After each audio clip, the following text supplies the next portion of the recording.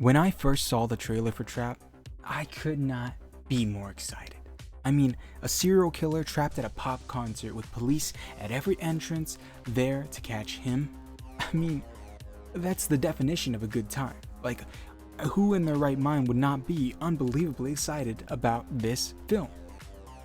I was thinking of all the possibilities, maybe like a real-time pressure cooker movie, that the movie is an hour and 40 minutes long. Maybe it's real time. It takes place across an hour and 40 minutes. That's possible. That's awesome.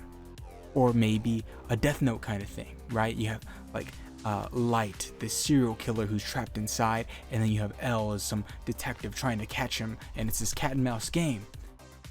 And, well, what did M. Night Shyamalan do with this incredible concept? The bare minimum.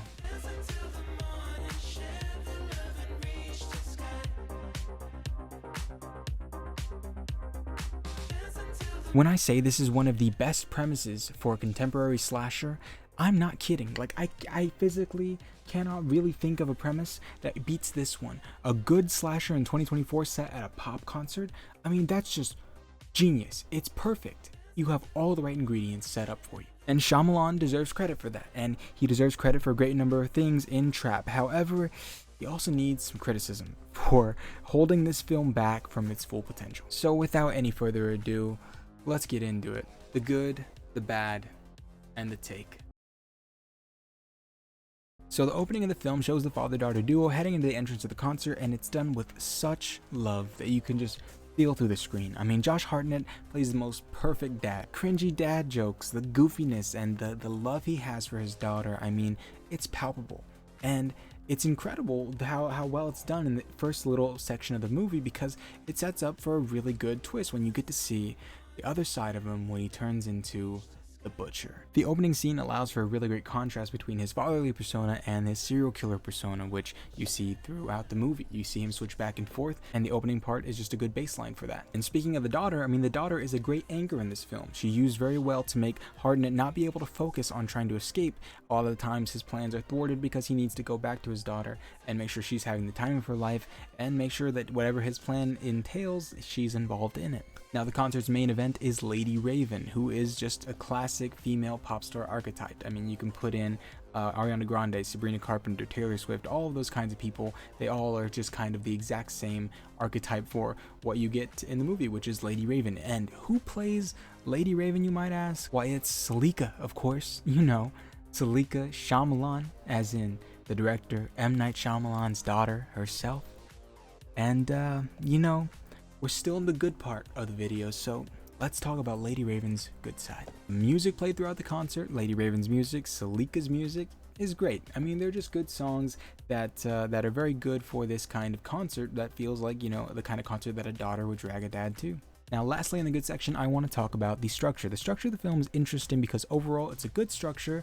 However, just like the rest of the film, it's not pushed to its full potential. Now, I'm not going to go into any specifics, but I will talk a little bit about the film's POV that you might want to skip if you're really interested in not having anything spoiled at all.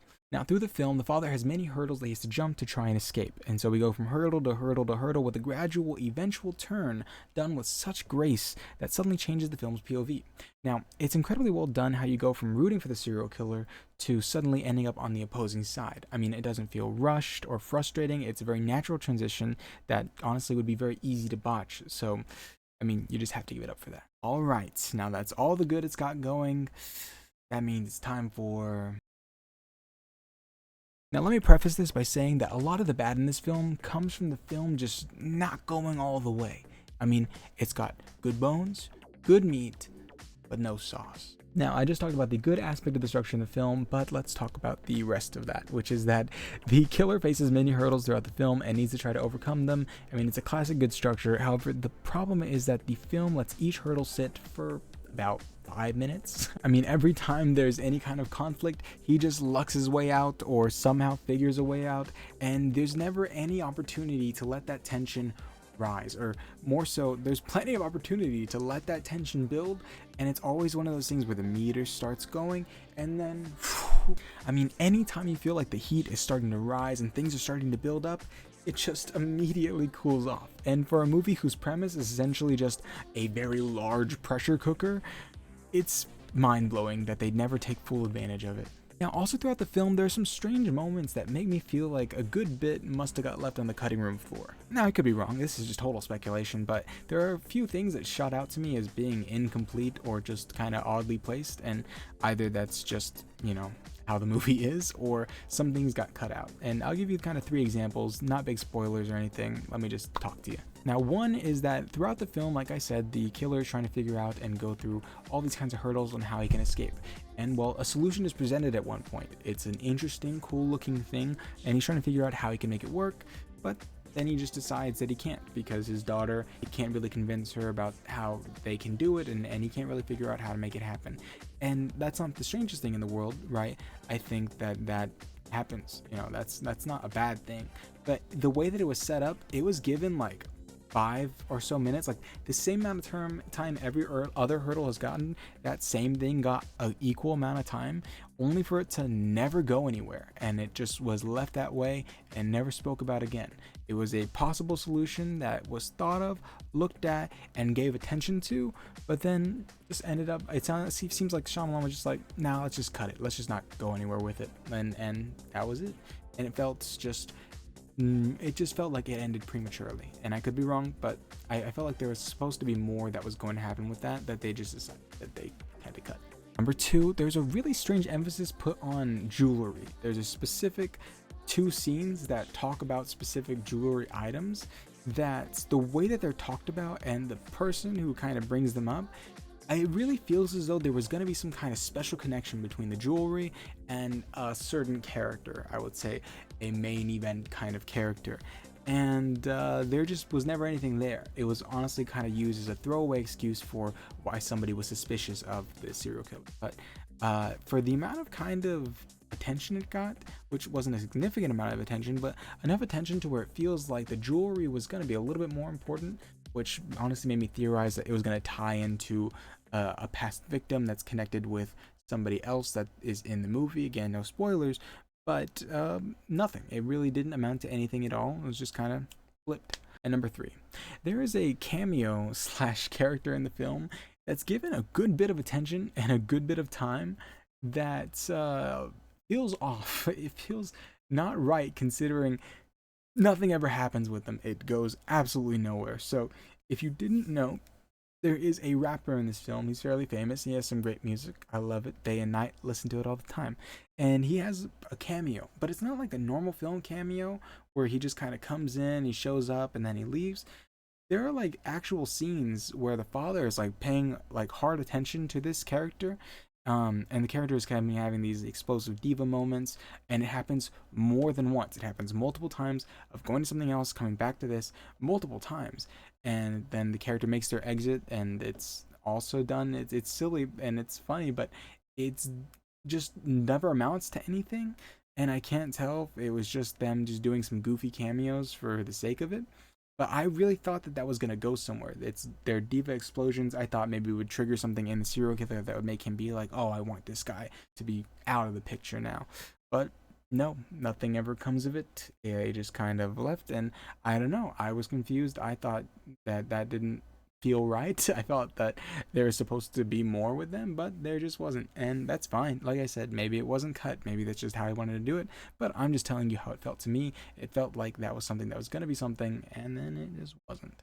And so we talked about the good of Lady Raven. Now we're going to talk about the rest of Lady Raven, who, while being a great singer, is unfortunately the film's weakest actress. I don't want to harp on it too much, because it would just be me being negative about the same thing over and over, and it just, at the end of the day, it doesn't matter, you know. But the truth is that she just isn't an actress, which if she was just singing in the film, then that would be fine. But ultimately they gave her a larger role than I think she could handle, and they did some weird choices with the character, which kind of made her like a savior kind of figure, and it feels just kind of funny, because it's like it just feels like M. Night was just like, hey, everybody look at my daughter, she can sing and she's a great person. And it just feels super goofy in the context of, you know, putting it in a movie. Like, the character just kind of appeared at the end to have a bigger role, and it didn't feel earned at all. Now, the last part of the bad is that I want to talk about my biggest issue with the film. It's the title of the video. all meat, no sauce. Now, like I said, the film has such a great concept and has good development throughout the film, but it's filmed with such a lack of energy for what it is. I mean, if you're gonna make a movie like this that is set to be a pressurized environment with music blasting and cops surrounding, I want to see some crazy shit. I mean, I want to see the camera spinning. I want Dutch angles. I want a big song with the chorus being like, "You're trapped," as the police close in on the serial killer. I want it to get wild, and most importantly, probably the biggest spoiler I'll give, but trust me, this is something that you need to hear before deciding if you want to buy a ticket. There's not a singular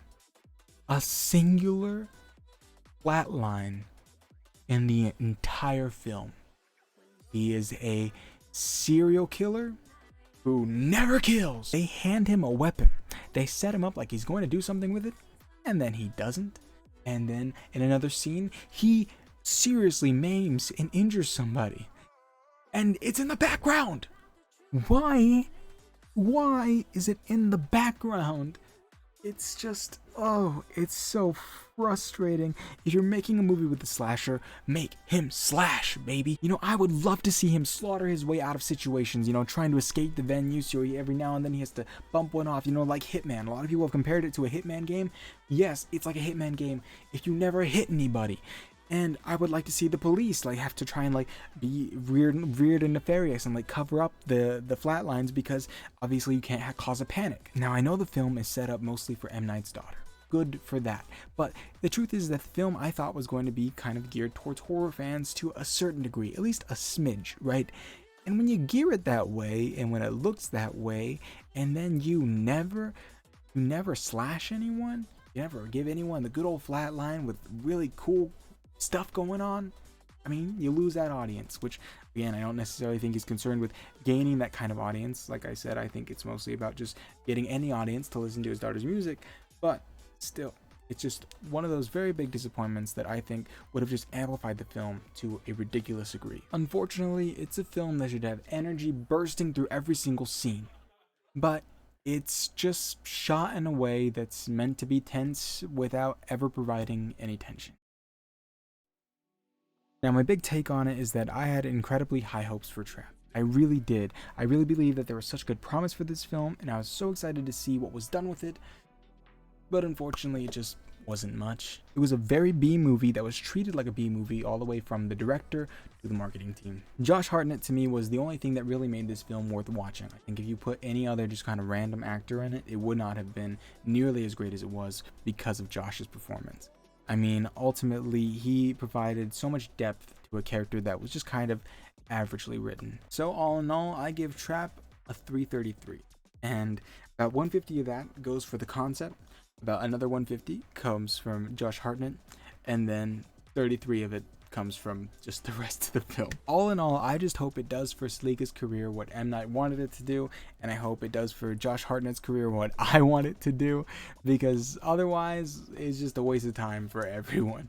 But ultimately, like I said, I had fun. It's just I know that it could have been so much better, and so it just makes me a little disappointed. But either way, my name is Kino. This has been Kino. Thank you for watching, and I'll just, catch you in the next one.